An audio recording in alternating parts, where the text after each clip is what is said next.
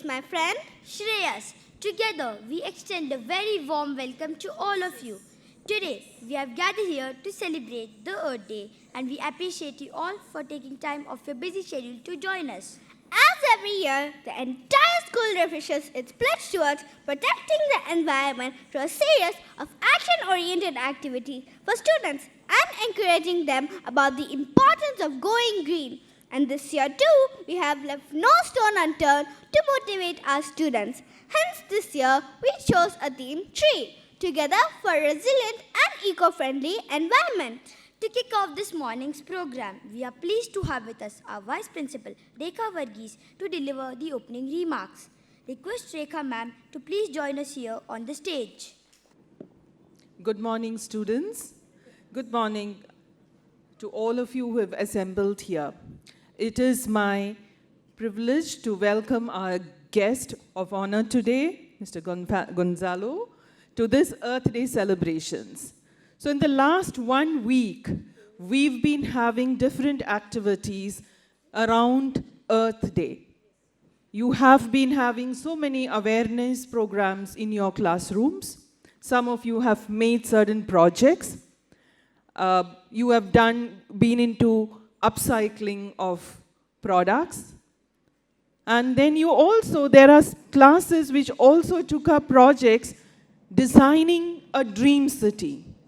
And I happened to go through all those different displays and presentations that you have presented in the different classes.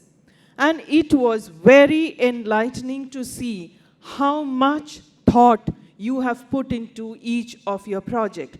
Even while designing a poster, while designing those displays that you have with all those, your dream about what an ideal world should be.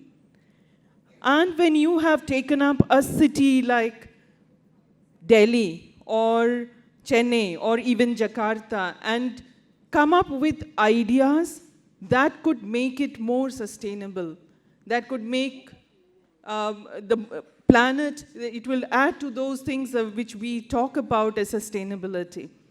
What was encouraging is to notice that at your age, you have started thinking of all the different possibilities.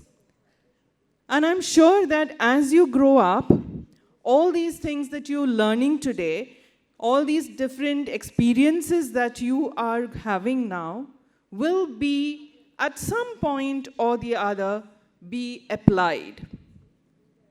And that's our endeavor always. Have as much as awareness and let all these aspects of different sustainability things that we speak talking about be part of your life, be part of the culture that you grow up in. Yesterday, there was a special assembly which was presented by grade 5. And in that special assembly also, presentation also, the students did talk about how we need to share the planet and how we need to talk about using the resources wisely and without wasting it. So you start those little actions that are possible at your age. I'm sure that it will stay with you forever. So today morning, when I was reflecting in the last 10 years, every Earth Day I have been speaking about the need for sharing and all those things on the planet with students. But what I would really look is, has all those things that we've been doing in the school at different fronts, is there an impact? Are you actually doing all those things? Sometimes, yes. And then I would actually connected it to what you have presented. The thoughts are there in your mind. Different aspects are there in your mind about what are the contributions that you can do to make this planet a beautiful one, which we need to share with everybody. Now, my request is, whatever thoughts that you have, they are pure in your hearts, they're pure in your mind. Do not forget it as we grow up. When you grow up, we know that all the comforts that you enjoy, all the luxuries and all the things that we need, it is also necessary. But then as we go along, that alone cannot be the only thing that we look at. We need to look at how we can have this environment, how we can have a healthy environment around us. So this occasion today is a culmination of all the different things that you have been doing over the week, and you will continue to do in this academic year. So we have our guest who is with us today. He has got a beautiful presentation. He's got beautiful things that he's going to share with you today from his experience as a researcher. And I'm sure each one of you will gain a lot of insights and gain a lot more knowledge about all of the little things that you can do. So without further ado, I am wishing you all a happy Earth Day. And as we always say, Earth Day is not just one day. Every day has to be an Earth Day. Thank you all. And I'm take this opportunity to welcome Mr. Gonzalo also to this school.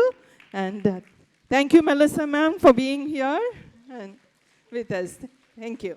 Thank you, Rekha ma'am, for that very energetic opening message. As we all have assembled here today to motivate the young minds on this Earth Day, we are extremely proud to welcome our guest of honor. On behalf of the school, we welcome our guest of honor, Mr. Gonzalo Carrasco, a marine chemist of the most renowned Earth Observatory Singapore from the Nanyang Technological University. He is currently studying trace metal pollution along the land to river to estuary to coast to ocean. As he consistently works towards connecting young minds to strive towards success and achievement, we are grateful to him for accepting our invitation and becoming a guest of honor for today's event. Now I request Rekha ma'am to please give away the memento to our guest of honor.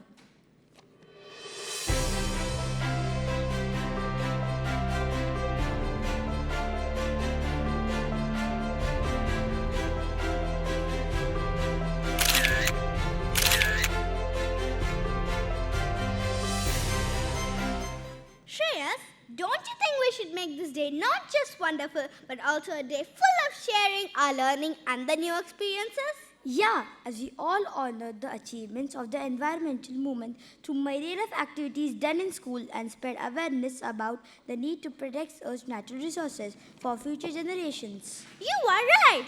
Our Earth protects us with comfort and all necessities, and we must do our best to let her have her way. To protect and understand our Mother Nature, our grade 1 students took a tour around the campus by observing the environment with all their senses, as it provides them a strong foundation for lifelong learning. And grade 2 students were engaged in hands-on upcycling activity, and they further used the creative products made by them in their classrooms.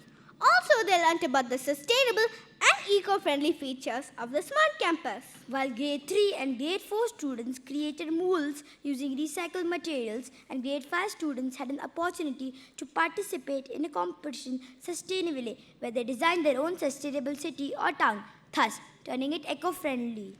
Also, as part of the Little Green Dots program, an online training session, our primary students learned about the Tetra Pak recycling, and our students too will share their knowledge with preschoolers to encourage recycling of used beverage cartons in Singapore.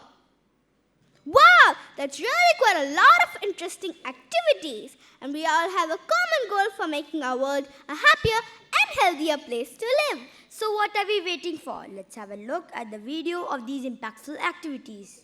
Grade 1, I and my friends participated in the day activity. Teacher took us a tour around the school. We learned how to consider trees and respect animals that are around us. Then we learned to not waste food, electricity and water. Then we learned to recycle the and the importance of the colored bin. We winded up the tour by visiting the solar panels area in our school. Thank you.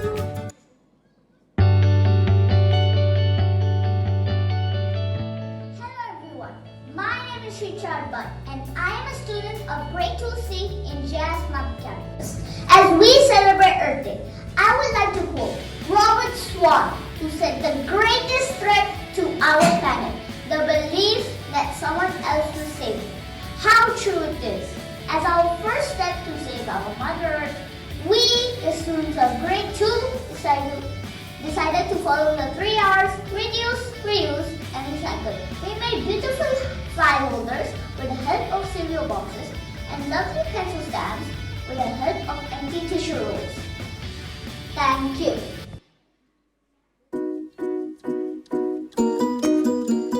Good morning everyone. My name is Gatik. I'm from class 3C. Earth loves in flowers, so do we. When our Earth smiles, to encourage and imbibe the importance of it in our students. Earth Day activity was carried out in our school as well.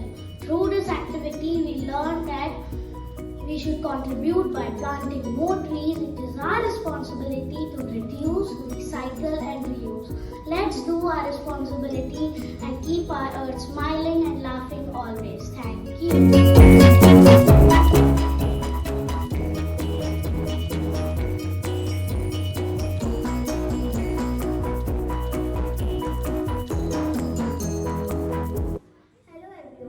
My name is Ikshita from class 4A PG Smart Campus. Grade 3 and grade 4 students have created murals using recycled materials like pistachio shells, straws, CDs, etc. and transform them into beautiful pieces of art. The use of these recycled materials encouraged us to think outside the box. These murals were a lot of effort which showcase our imagination and craft skills. These mural works are powerful examples of art that can be used to create a positive impact on our environment. Thank you.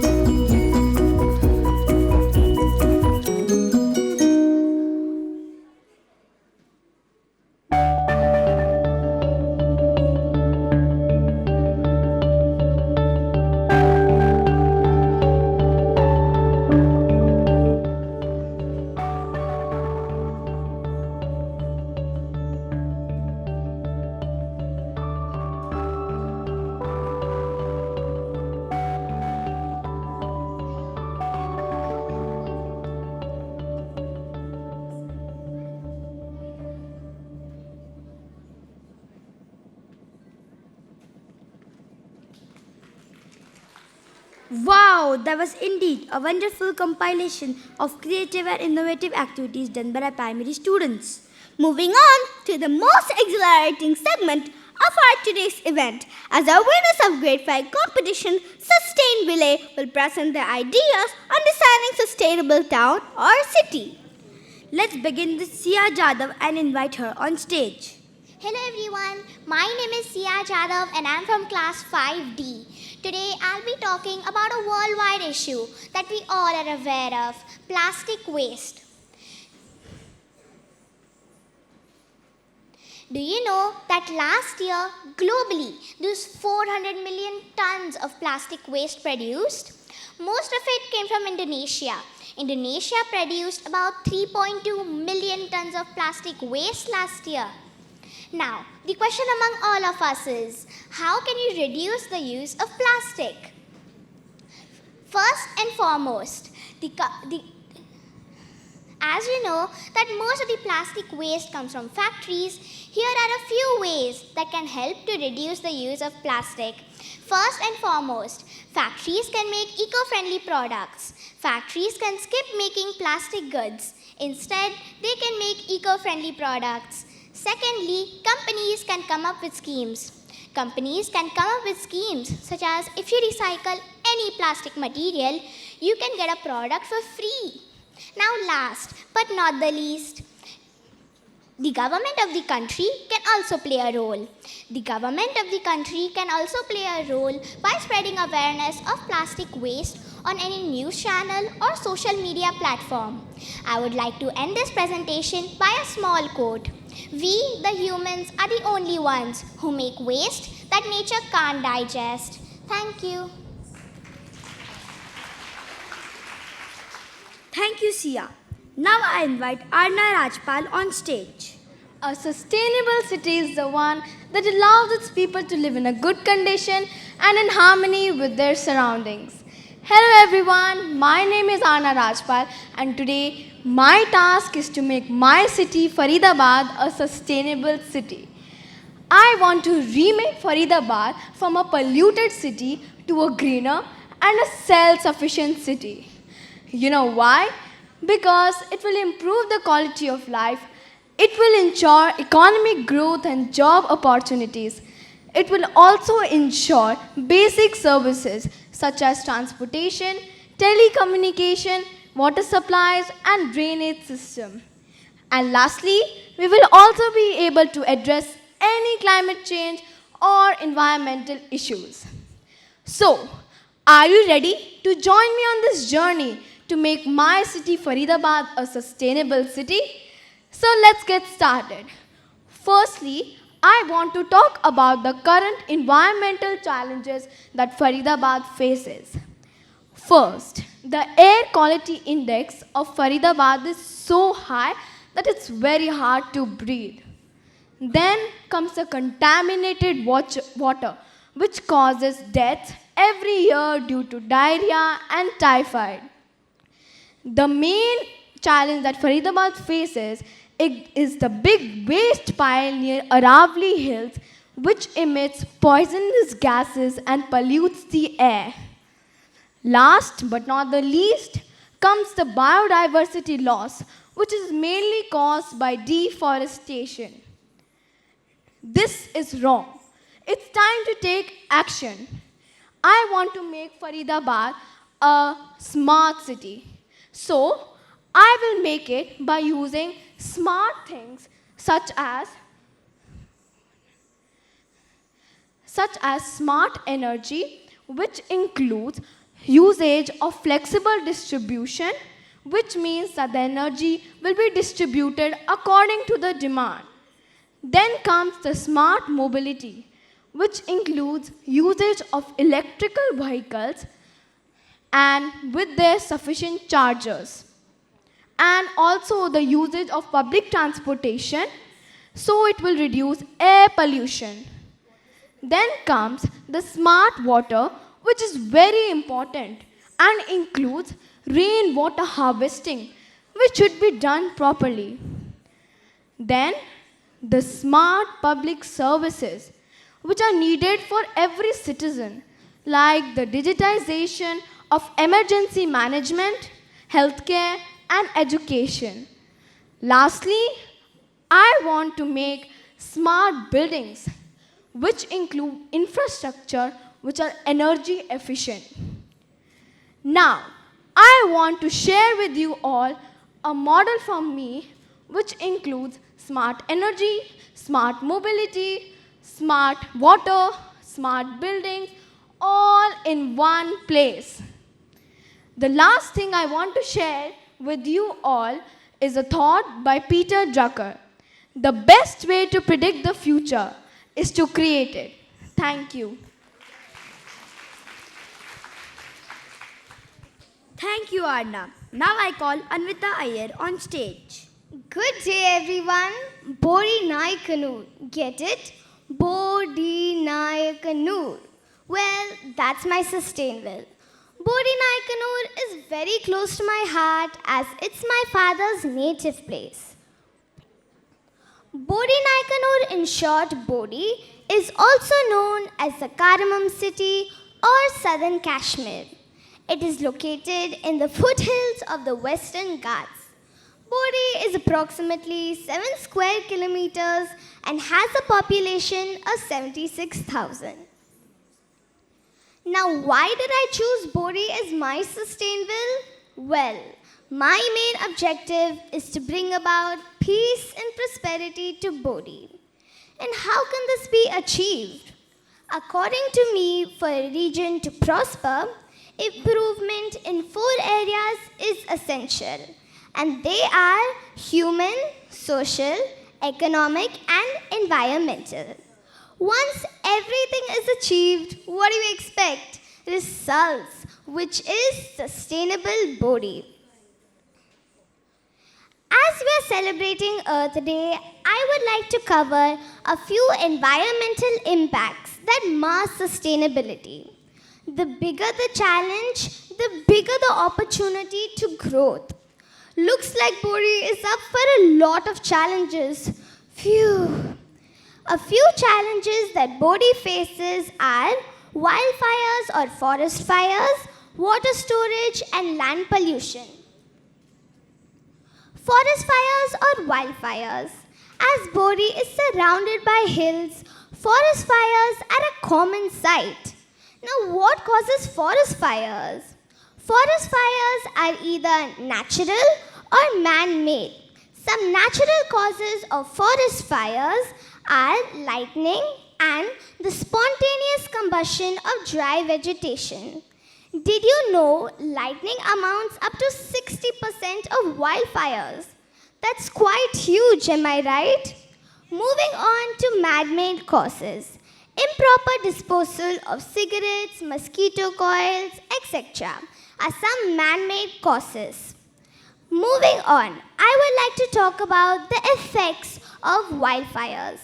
The effects of wildfires are reduction in biodiversity, air pollution, rainfall, and a few other things which I don't remember now. Sorry. Now, I would like to brush up on a few other problems that Bori faces. Roads and sewage, solid waste disposal, land littering, rainwater harvesting, etc. are common issues that need to be addressed. My solution is to create awareness about the Swachh Bharat Abhiyan. Hospitals and schools. The opening of evening schools for elders and playgrounds for children can fill in the gaps in the education sector. With respect to the medical sector, one more 24-hour government hospital recruiting more doctors and upgrading medical instruments will do the trick and make Bori self-sufficient.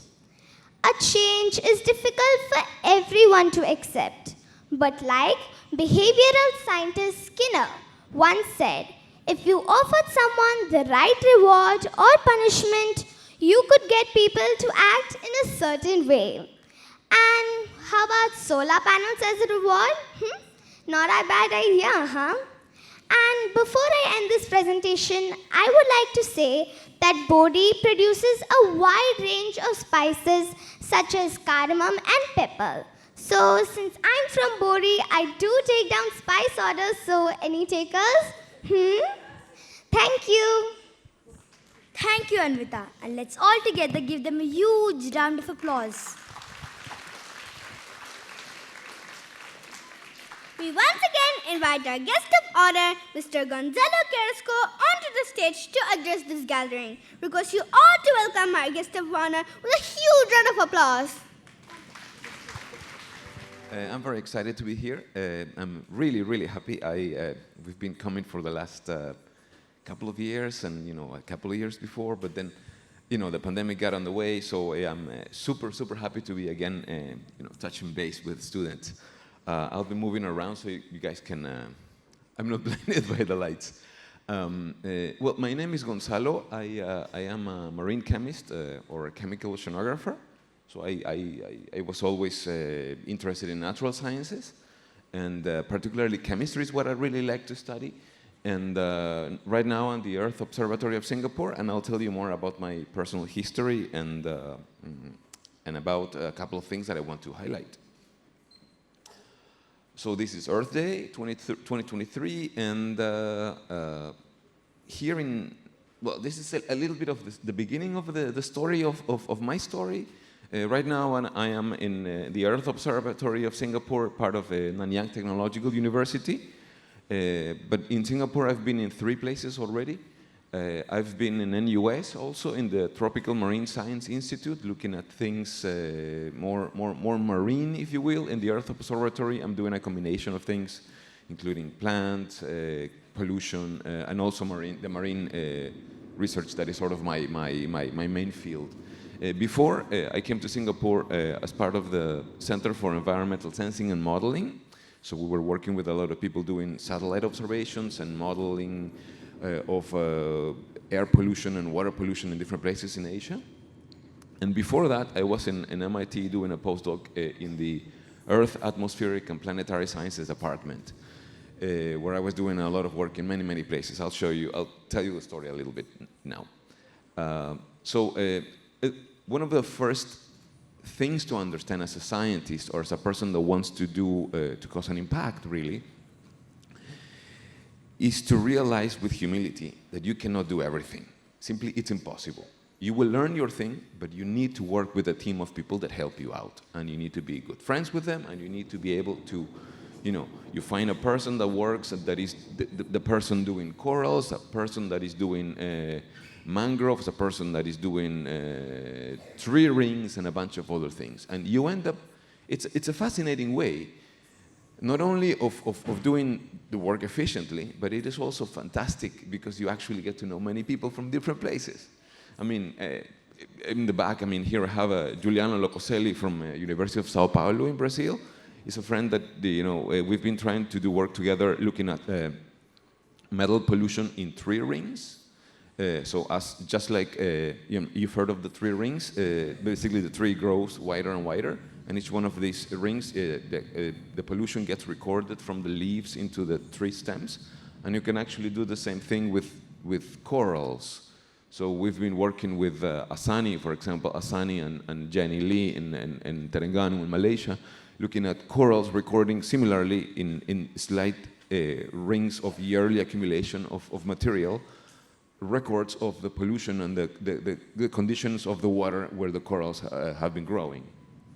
So it's just natural to work with many different people doing different things, and it's fantastic. You always have a lot of friends from different places. And of course, I could not have done any of my work without any of my students. And here in Singapore, I was really lucky to work with several students coming from NTU and US. And recently, I got Dampal Ranawaka coming from Sri Lanka, who is a PhD student working with me now at NTU, he was supposed to come, but he has another presentation right now as we speak. It's a real pity. But we'll try to bring him over some other time. And so it's always been a fascinating story for me to take. This is Singapore. This is a city, right? I mean, you can think about. Yes, we're in the equator. There's a lot of green vegetation around, and why not? But most of my students had never been in the field, so I took the opportunity to take them to some fantastic places in Borneo. Or I took Caroline up this river where we were up and down some huge rivers in Sarawak in Borneo. Or I took my friends my students and my friend Suchin to mangroves around Singapore. So it's always fascinating to know what you have just around the corner, or just in the vicinity of your places. I mean, this is probably in. This should be like a couple kilometers away here in Pasir Ris. And some of the other places are, within a couple of hours of flight around here. Always trying to be relevant to the region where we are, right? Now I'm going to tell you a little bit about myself. As I said, I was a pretty nerdy kid. I really liked my chemistry and my natural sciences, and I really liked that. So when it was time to start to think about what I wanted to do in my life, I really didn't know, because I was like, I like everything. I like to study everything. I kind of enjoy learning about everything. And my father I had a good conversation with my father, who was really nice and very reasonable. He basically told me, okay, what is it that you like the most? Just follow that. I mean, it makes no sense to follow something that is going to be plan B or plan C. You just basically need to do what you really like. What do you really like? I said, I like chemistry.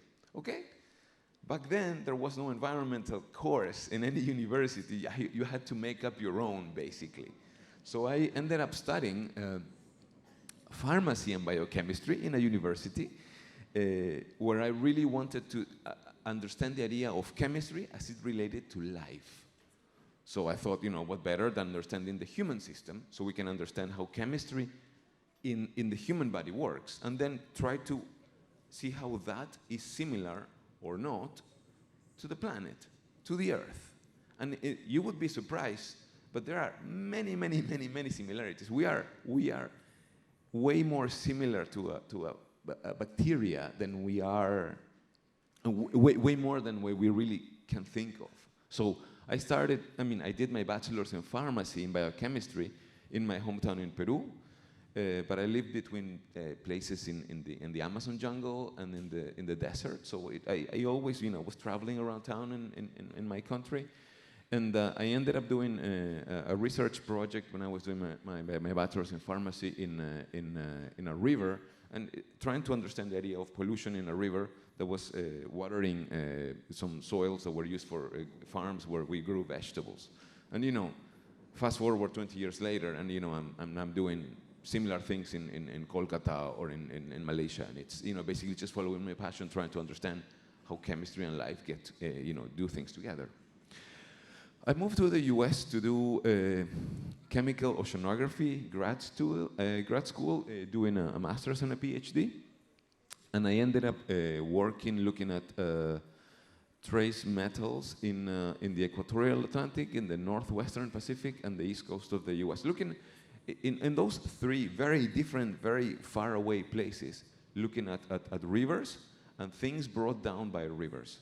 So whether it was the Amazon, the Orinoco, or the Congo River in the Atlantic, or the Huanghe or the Changjiang here in the Pacific, there are cities near the coast where people do their stuff and end up polluting water systems that end up draining the pollution towards the coast, and then they end up being in the sea. So I basically was studying this continuum from city, inland, to river, to estuary, to the open ocean.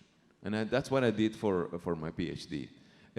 Later on, I moved to MIT, where I did similar work in the Middle East. I worked in Kuwait, where I was exploring the Tigris and the Euphrates River, and in Brazil, where I was studying the river in Rio de Janeiro, that basically has similar situation. Basically, everywhere in the world you go, it's roughly the same situation. Cities that need better planning, as was highlighted by some of the students' presentations, that need a more serious approach to recycling and waste, and to producing less or wasting less, and putting and avoiding to put it in coastal regions.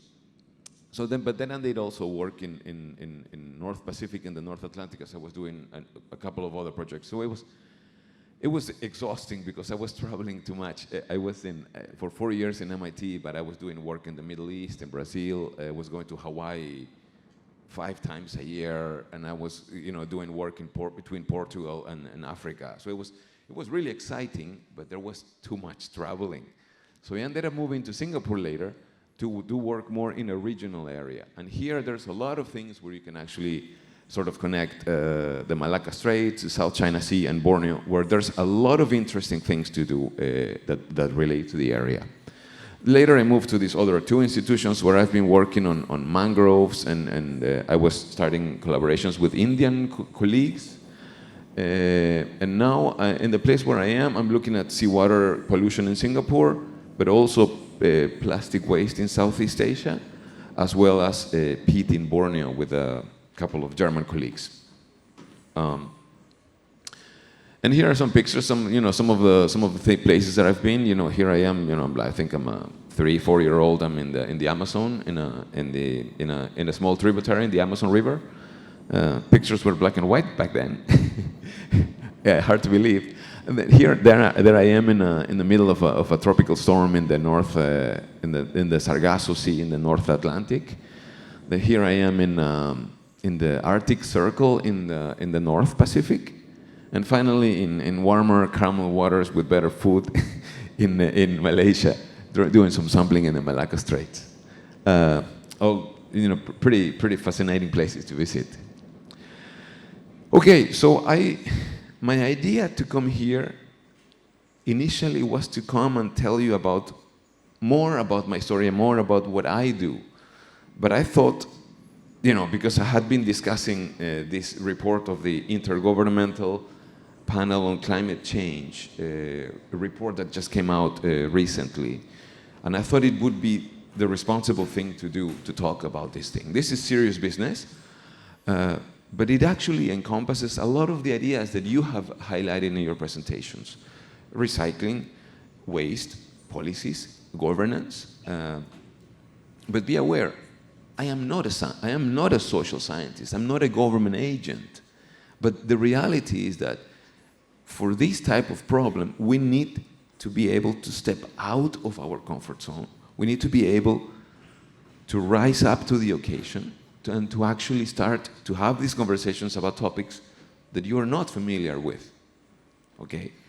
In order to have this multidisciplinary conversation between government agents, teachers, educators, industry, the general public, kids, and all sorts of people that are involved in the equation. Basically, for Earth Day, everybody's involved, right? There's not a single person that is not involved in the equation. So we need to have everybody voice their opinion, and we need to have an educated way of saying that. So this is why I decided not to talk about my work. I might talk about it when we do later the podcast, and to focus on this serious business of the IPCC report that just came out.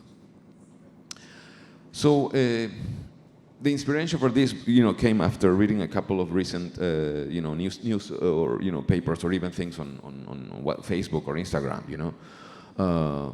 Yes, there's a lot of CO2 in the atmosphere. There's climate change, global warming. We know that those things are happening, and there's a lot of people that are proposing solutions. But the reality is that simply trying to fix the problem is not going to be enough. We need to change the way we do things seriously so we can actually stop having more problem to deal with in the future. So there's no more time for patches to fix problems. We really need a different paradigm, a different model for development, for growth, and ultimately for human civilization.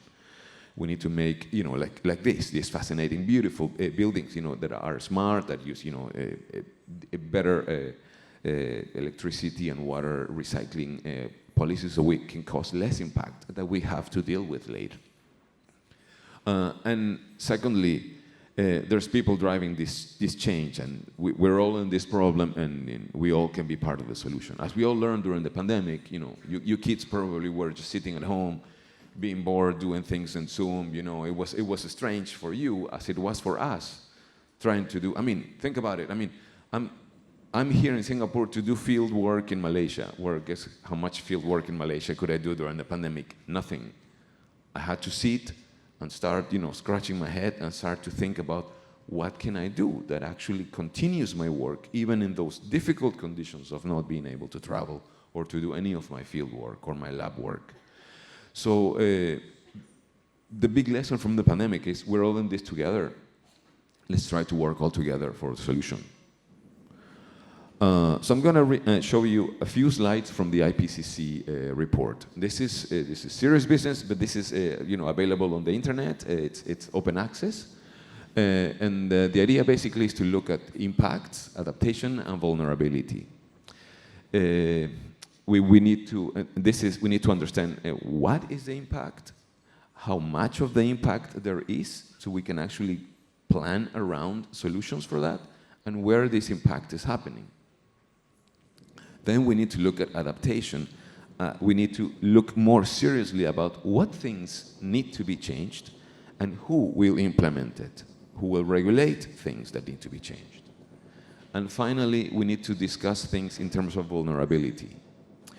We are in a safe country. We are in a good setup for a school. We are in a comfortable situation. But the reality is that there will be people that will be more vulnerable to suffering the impact or to adapt more because they are in riskier situations. So we need to understand how to mitigate and reduce these unequal risks.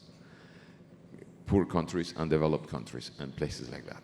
So we need to get serious about it because this is part of the whole equation. The report is produced by a lot of people coming from different places, different countries. Significantly, there's a lot more of people coming from developing countries in part of the solution. Again, we're trying to incorporate everybody in the conversation. There's a lot more women in science. That is fantastic to hear. In environmental sciences, I'm really, really happy to say that 90% of my colleagues are women, and it's fantastic to work with women. They are very good team workers. There is less of a sense of competition. And if we all boys need to learn from that, well, let's do that. I'm really happy to say that I'm learning a lot from all my women colleagues. We need to work better together and stop competing. Togetherness is the deal. So there's more representativity from the global south and from disenfranchised groups, including indigenous people, including women. There's a sound scientific background for observations now turned into societal and government recommendations. Again, trying to plan the smart city of the future. The problem is compounded. It's messy. There's extreme events happening right now, and you know, everything relates to each other. And this makes the situation difficult to manage because you can say, oh, you know, there's people that, you know, don't have money. There's people that don't have jobs. Yes, but it's all related, you know, as places start to get warmer and there's more stress for workers, now there's going to be less food to eat and there's going to be more people without jobs and there's going to be more poverty and this and that. But all of these things are interconnected. And if you don't tackle the original problem, climate change, and all of its implications, then the whole problem basically will continue to happen. So this is why we need to have this conversation that includes the complexity of the problem. More and more, we are seeing that there is a clearer understanding of the interconnections between the three components now. We're talking about climate change, we're talking about the aspects on the human society, and the aspects on the ecosystem biodiversity. So all of these things are related, and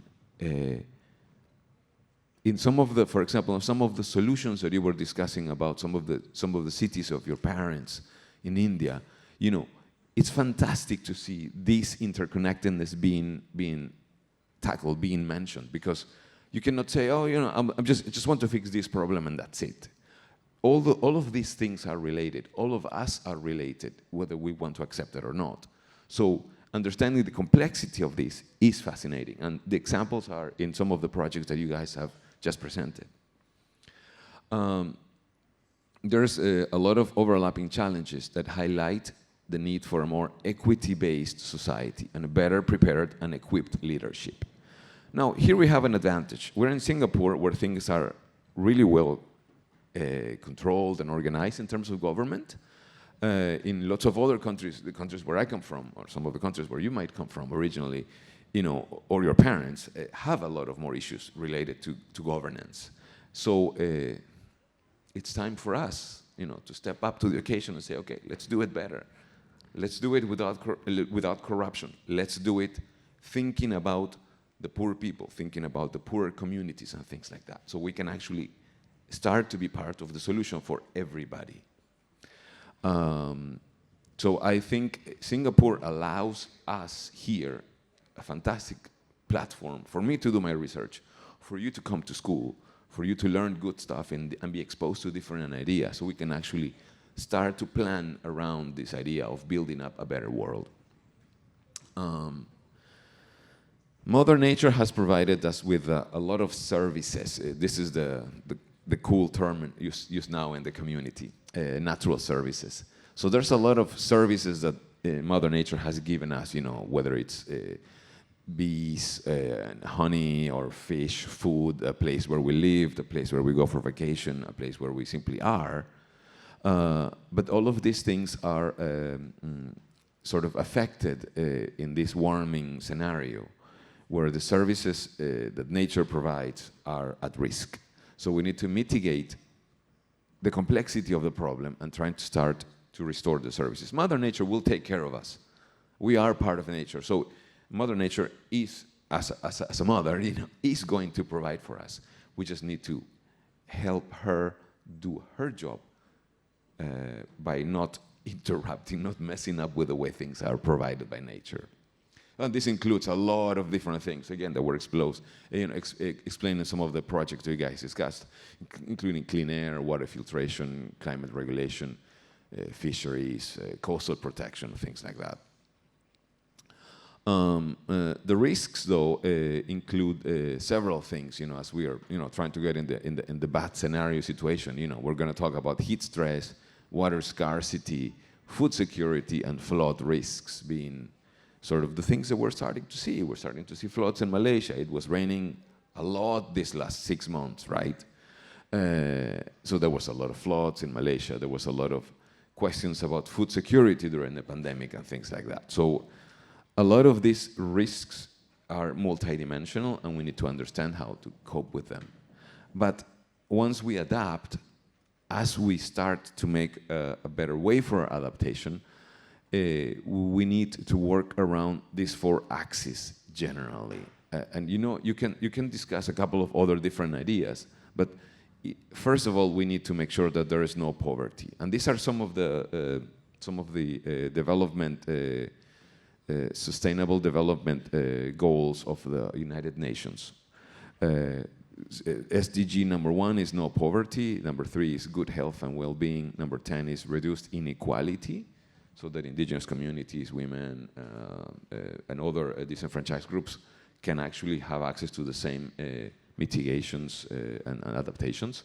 And this is where I work, right? I work on life on land and below water. In the coastal areas are the very important interface between land, as I was telling you about in all of my previous work, land to city, to river, to coastal areas, to open ocean. This is where pollution makes it from land to the sea. So this is the interface where we need to be tackling, where we want to be doing our work. And this is what I'm doing here. So coastal waters, coastal areas are important places to look at these ways of adapting development. And the way we want to do this is through developing a different paradigm that needs to be resilient to climate. So we need to have conversations with our teachers, with our parents, with our, do we want to buy another car? Do we want to buy a bigger house? Do we really want to? Or are we happy with not having so many clothes? Are we happy with having just 2 pairs of shoes, 3 pairs of shoes? And all of these little slight implications, small implications that can actually make the difference between a more sustainable climate resilience development and life or not. So it's up to us to do all of these small changes that actually reflect larger changes, and everybody's involved in it. Here's a time scale looking at how things are. We are here, 2022, IPCC report 6. And the situation can be better or can be in all sorts of different layers of worse. It's up to us. It's up to us to start to make the decisions that relate to improving well-being, to reducing poverty, to looking at ecosystem health, equity and justice, and to look at low global warming levels to mitigate the risks. It's up to us to do each one of the small parts we want to do, whether we are environmental scientists or simple or not researchers or any part of this human equation that is civilization. We can be part of this. We can do our little part to be going into a better scenario and to avoid the worst situations. The reality is, that the previous generations, the generation of your parents' kids, consumed a lot more than we should have. Now it's up to us to decide, hey, this is good. I don't want any more. This is good. I don't want to be part of the problem. I want to be part of the solution. Sometimes we're going to have to challenge our parents. Sometimes we're going to have to challenge the paradigms of development and happiness that we grew up under. That's the challenge we are in front of. So what can we do? What can we do? I mean, I know this may sound a little worrisome or sad, but the reality is that I don't think we have to be sad. I don't think we have to be worried. We have to be active. We need to educate ourselves. We need to learn more, because the more we know about the problem, the more we know how to make the right decisions. We need to be honest and follow what we do. No, again, just follow my father's, I've been following my father's advice, just do what you like and don't go for plan B or plan C. Do what you like. Be perseverant. Some of these problems are going to be larger than what they look like, but if we continue trying to sort it, we're going to have an impact. We need to be open and talk about it. We need to discuss things with all sorts of people. We can discuss with teachers, friends, family, classmates, anybody. We need to participate. There's a lot of activities. I mean, there have been a lot of shows, a lot of activities happening this week in the school, and it's fantastic to hear about it. There's a lot of more things that, I could have dreamt about 10 years ago, 20 years ago, right? There's a lot of possibilities of things to do. We need to participate in them. But we need to respect diversity. We need to respect different ideas. We need to respect different people. We have different approaches and different mentalities. Let's not try to convince them. Let's respectfully look at them and stay positive. We are a very creative, powerful, smart species, adaptive. We'll find a way out of this problem all together. Okay? This is all I wanted to tell you about. I can tell you more about my marine science career when we do the conversation in the podcast. This is all I wanted to share with you right now. Thank you. Sir, with all due respect, we would like to thank you for your presence for today's event and for delivering such an inspiring speech so that we can help make a difference in the planet's health. We really appreciate you taking our time for your busy schedule. It's always been a pleasure to have you with us. Moving on, let's welcome our friends on stage as they encourage us to value our Earth. And for sure, we all rely upon it for our existence in many different ways. Please put your hands together for our primary students as they motivate us to maintain balance on our planet. By respecting all the 5 elements of nature and to work for a better earth and a better tomorrow through their dance. I am the earth. I have thousands of faces and colors. I am black, yellow, white, red, gold. When I get angry, I am the color of fire. Sometimes I am hard, sometimes I am fragile. In the desert, I become infinite. I kiss the sky when I become a mountain.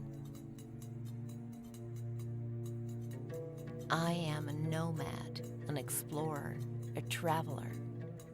Sometimes I want to escape, so I become dust to dance with the winds. With human beings, I have a special relationship. Your children come to meet me for their first steps. Your elder people come to me for a long and peaceful sleep. I offer you flowers, plants, and trees with delicious fruits. I wish we could have that beautiful relationship again. I am the earth.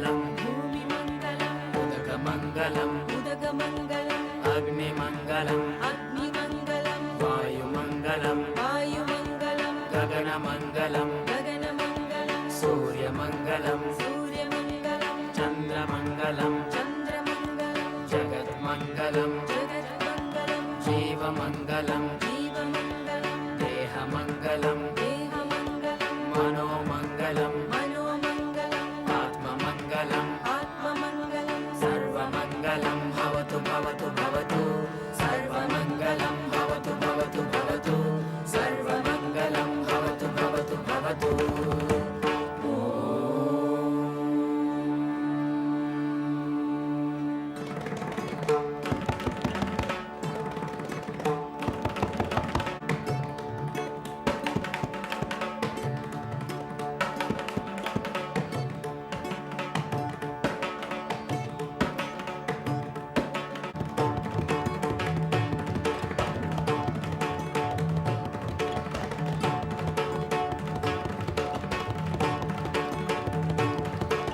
Bhumi Mangalam, Bhumi Mangalam, Udaka Mangalam, Udaka Mangalam, Agni Mangalam, Agni Mangalam, Vayu Mangalam, Vayu Mangalam, Gagana Mangalam, Gagana Mangalam, Surya Mangalam, Surya Mangalam, Chandra Mangalam, Chandra Mangalam, Jagat Mangalam, Jagat Mangalam, Jiva Mangalam, Jiva Mangalam, Deha Mangalam, Deha Mangalam, Mano Mangalam, Mano Mangalam, Atma Mangalam, Atma Mangalam, Sarva Mangalam, Bhavatu Bhavatu Bhavatu, Sarva Mangalam, Bhavatu Bhavatu Bhavatu, Sarva Mangalam, Bhavatu Bhavatu Bhavatu.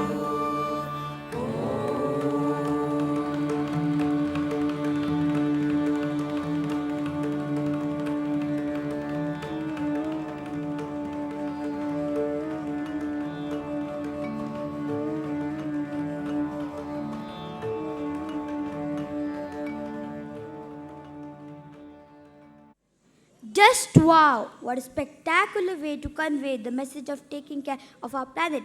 And indeed, in return, our planet will take care of us. Finally, I would like to invite Ms. Namrata to propose a vote of thanks. Thank you so much.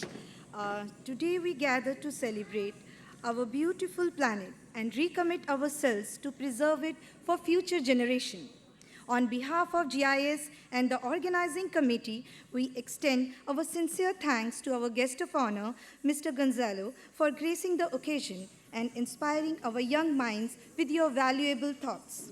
We would also like to thank our country director, Mr. Prashant Papna, our head of school, Miss Melissa Maria, for joining and motivating us. We greatly acknowledge the efforts of Ms. Deepshika, AV team, and Markham team for their coordination and support. Our MCs did an excellent job, and we would like to thank Ms. Aruna for training them to sheer perfection.